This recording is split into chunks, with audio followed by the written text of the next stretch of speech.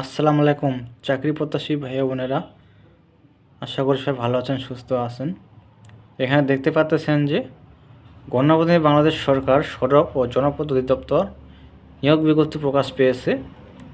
এখানে প্রকাশের তারিখ দেখতে পাচ্ছেন 26/1/2026 খ্রিস্টাব্দ। এখানে দেওয়া আছে যে সকল জেলার প্রার্থীগণ আবেদন করতে পারবেন। বাংলাদেশের যে দেখতে পাচ্ছেন বাংলাদেশ সকল জেলার প্রার্থী আবেদন করতে পারবেন। তো আবেদন করতে হবে অনলাইন মাধ্যমে, অনলাইন ব্যতীত কোনো আবেদনপত্র গ্রহণ করা হবে না।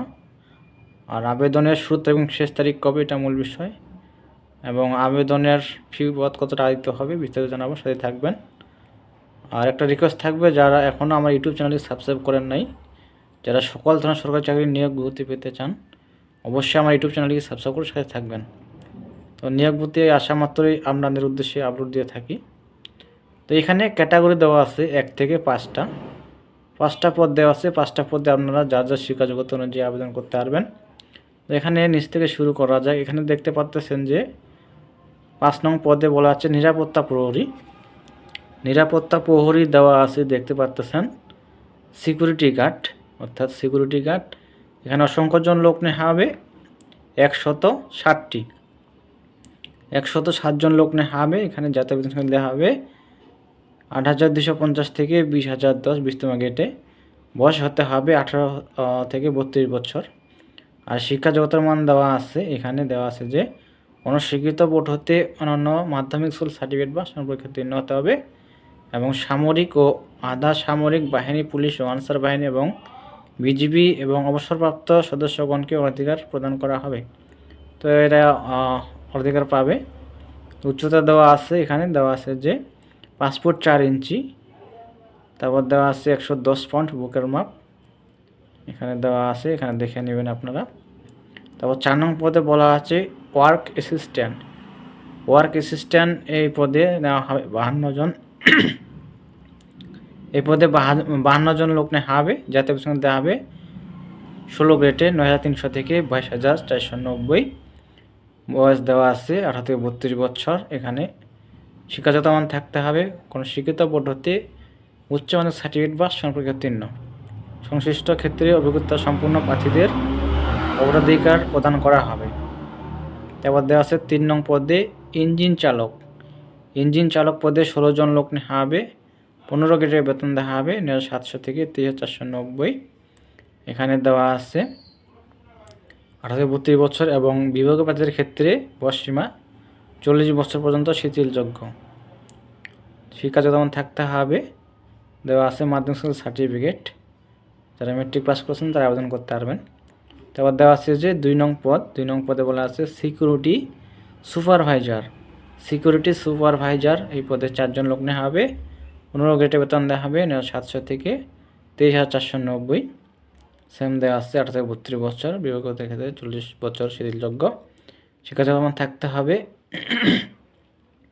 কোনো স্বীকৃত বিশ্ববিদ্যালয় হতে অনন্য স্নাতক ডিগ্রি, তবে বিভাগীয় প্রার্থীদের ক্ষেত্রে কোনো স্বীকৃত বোর্ড হতে অনন্য উচ্চমানের সার্টিফিকেট বা পরীক্ষা উত্তীর্ণ হতে হবে।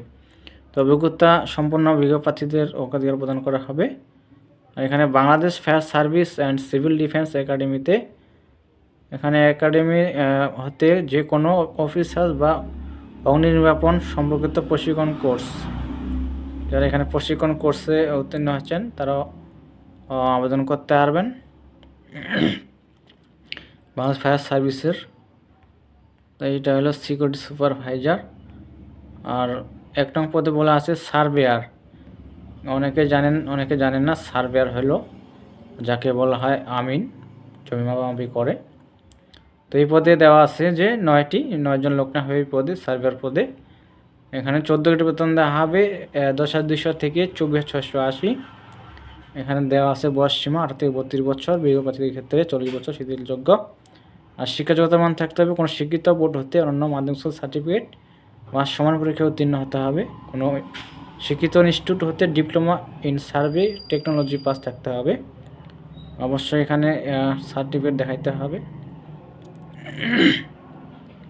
আর এখানে নিচে যে দেওয়া আছে, এখানে বলা আছে আবেদন ফর্ম পূরণ এবং পরীক্ষায় অংশগ্রহণের ক্ষেত্রে নিম্নলিখিত শর্তাবলী অবশ্যই অনুসরণ করতে হবে। তো এগুলো অবশ্যই মানতে হবে।